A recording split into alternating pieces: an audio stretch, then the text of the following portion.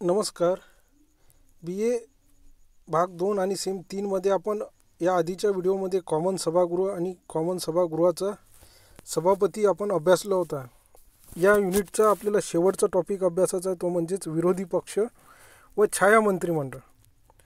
आता आपल्याला माहीत आहे की सरकारमध्ये एक सत्ताधारी पक्ष असतो आणि एक विरोधी पक्ष असतो, आणि या विरोधी पक्षाचं काम हे सरकारवर लक्ष ठेवणं, सरकारच्या चुकीच्या निर्णयाला निषेध करणं, विरोध करणं आणि चांगल्या निर्णयाच्या वेळेस सरकारच्या बाजूने उभं राहणं, त्याचबरोबर संकटाच्या प्रसंगी सरकारच्या बाजूने उभं राहणं, तसेच काही प्रसंगी सरकारला मार्गदर्शन करण्याचं कामसुद्धा या विरोधी पक्षाचं असते, असं आपल्याला बऱ्याच वेळा दिसून येते.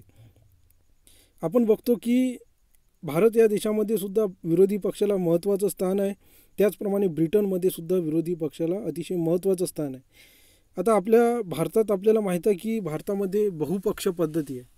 बहुपक्ष पद्धतीमध्ये आपल्याला माहीत आहे की कधीकधी सरकार त्रिशंकूसुद्धा बनते, 3 पक्षाचं मिळूनसुद्धा सरकार बनते. कधीकधी कोणत्याही पक्षाला स्पष्ट बहुमत मिळत नाही, मग अशावेळी जोडतोडचं सरकारसुद्धा बनलेलं आपण बघितलेलं आहे.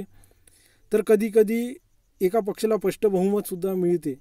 तर बरेच वेळा आपल्याला माहीत आहे की अनेक पक्षांचं मिळून विरोधी पक्षनेतासुद्धा बनलेला आपण बघितलेला आहे. म्हणजेच आपल्या इथे बहुपक्षीय विरोधी पक्षसुद्धा असल्याचं आपल्याला बरेच वेळा दिसून येते. अशी परिस्थिती आपल्याला इंग्लंडमध्ये आहे असं म्हणता येणार नाही, कारण इंग्लंडमध्ये प्रामुख्याने 2च प्रमुख पक्ष आहे, एक म्हणजे हुजूर पक्ष आणि दुसरा म्हणजे मजूर पक्ष.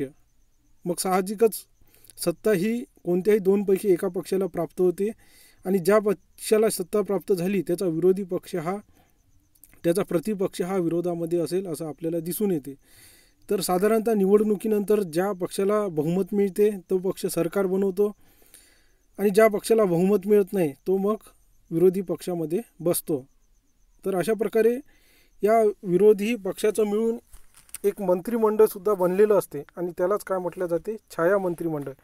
साधारणत आपल्याला माहीत आहे की जे विरोधी पक्ष नेते आहेत त्या विरोधी पक्षामधील ज्येष्ठ नेत्यांचं एक गट तयार होतो, मंत्रिमंडळ तयार होते. यालाच छाया मंत्रिमंडळसुद्धा म्हटलं जाते. यामध्ये साधारणतः विरोधी पक्ष नेत्यांचा समावेश असतो. तसेच छाया मंत्रिमंडळात काही लॉर्ड सभागृहाच्या सदस्यांचा सुद्धा समावेश असतो. म्हणजेच कॉमन सभागृहाचे विरोधी पक्षातले नेते आणि काही लॉर्ड सभागृहाचे सदस्य यांचं मिळून छाया मंत्रिमंडळ हे बनलेलं असते. तरीसुद्धा बहुतांश नेते हे कॉमन सभागृहाचेच छाया मंत्रिमंडळात असते असं सुद्धा आपल्याला या ठिकाणी म्हणता येईल. तर अशा प्रकारे आपण छाया मंत्रिमंडळ ही संकल्पना आणि विरोधी पक्ष ही संकल्पना या ठिकाणी आपण अभ्यासली.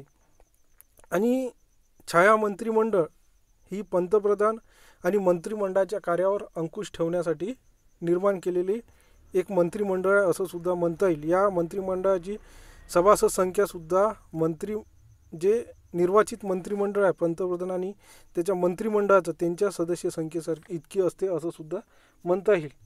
सध्याचा जर विचार केला तर सध्याच्या परिस्थितीत इंग्लंडमध्ये विरोधी पक्षनेते 29 इतकी सदस्य संख्या आहे असं सुद्धा आपल्याला म्हणता येईल. तर अशा प्रकारे छाया मंत्रिमंडळ आणि विरोधी पक्षाची निर्मिती केली जाते. आता या छाया मंत्रिमंडळाचं महत्त्वाचं काम कोणतं असते, आणि छाया मंत्रिमंडळाला सुद्धा किती महत्त्वाचं स्थान इंग्लंडमध्ये प्राप्त झालेलं आहे हे सुद्धा आपल्याला या ठिकाणी अभ्यासाचं आहे. आपल्याला माहीत आहे की आपल्या देशामध्ये बऱ्याच वेळा विरोधी पक्ष हा सरकारवर टीका करायची म्हणून टीका करतो. मग ते धोरण चांगले असो की वाईट असो, कोणत्याही सरकारने धोरण केलं की त्याच्यावर टीका करणं, कधीकधी ही टीका बेजबाबदारपणे सुद्धा केलेली आपण बरेच वेळा बघतो. परंतु अशा प्रकारची परिस्थिती ही आपल्याला इंग्लंडमध्ये दिसून येत नाही. इंग्लंडमध्ये बऱ्याच वेळा मंत्र्यावर टीकासुद्धा केली जाते, परंतु ही टीका करत असताना ती अतिशय अभ्यासपूर्ण केली जाते. कारण आपल्याला माहीत आहे की आज जो विरोधी पक्षात आहे तो भविष्यात सत्तेत बसण्याची सुद्धा शक्यता असते, सत्ताधारी पक्ष बनण्याची सुद्धा शक्यता असते. म्हणून अशा परिस्थितीत टीका करत असताना टीकासुद्धा अतिशय अभ्यासपूर्ण केली जाते. कारण आज जर आपण एखादी टीका केली आणि भविष्यात जर आपली सत्ता आली तर आपली भूमिका ही अडचणीत येता कामा नये, म्हणूनच टीका करताना सुद्धा अतिशय गांभीर्यपूर्वक आणि अभ्यासपूर्वकच इंग्लंडमध्ये विरोधी पक्ष टीका करत असताना आपल्याला दिसून येते.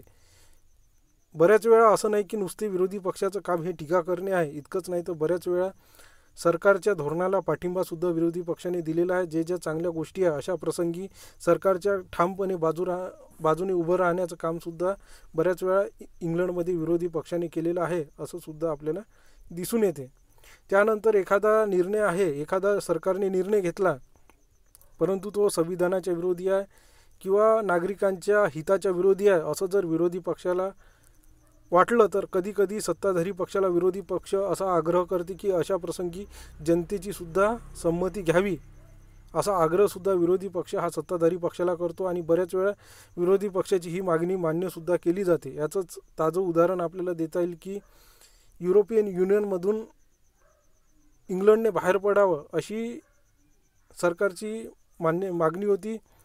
सरकार याविषयी मान्य नव्हतं, परंतु विरोधी पक्षाचं असं मत होतं की ब्रिटनने युरोपियन युनियनमधून बाहेर पडावं. या बाजूने विरोधी पक्ष होता, परंतु सरकार या बाजूने नव्हतं की सरकारचं मत होतं की युरोपियन युनियनमध्ये ब्रिटन हा त्या युरोपियन युनियनचा सभासद असावा. मग अशा प्रसंगी विरोधी पक्षाने जनमत घेण्याचा आग्रह केला. त्याविषयी 23 जून 2016ला त्या जनमत हे असं या बाजूने होतं की ब्रिटन हे युरोपियन युनियनमधून बाहेर निघाला पाहिजे. जास्तीत जास्त लोकांनी बहुमत या बाजूने दिलं. 52% लोकांनी या बाजूने बहुमत दिलं की ब्रिटनने युरोपियन युनियनमधून बाहेर पडावं. आणि जनमत हे सरकारच्या विरोधात गेल्यामुळे तत्कालीन ब्रिटनचे पंतप्रधान डेव्हिड कॅमेरॉन यांनी राजीनामा दिलेला सुद्धा आपण बघितलेला आहे. तर अशा प्रकारे या गोष्टीवरून आपल्या लक्षात येईल की ब्रिटनमध्ये इंग्लंड विरोधी पक्षाची आणि छाया मंत्रिमंडळाची भूमिका ही अतिशय महत्त्वाची आहे असं आपल्याला म्हणता येईल. म्हणूनच ब्रिटनच्या संसदीय शासन पद्धतीत विरोधी पक्षाला सुद्धा किती महत्त्व आहे हे आपल्याला या सगळ्या गोष्टीवरून दिसून येते.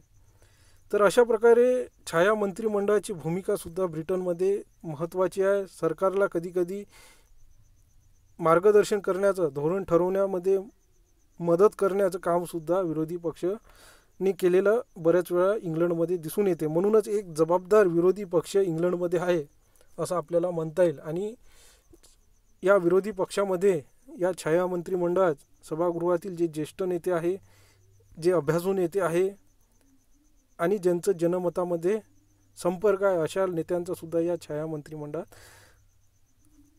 समावेश केला जाते, जेणेकरून ब्रिटनची संसदीय शासन प्रणाली अतिशय सशक्त आणि सदृढ असली पाहिजे. सरकारला वेळोवेळी मार्गदर्शनसुद्धा या विरोधी पक्षानं केलेलंच आपल्याला दिसून येते.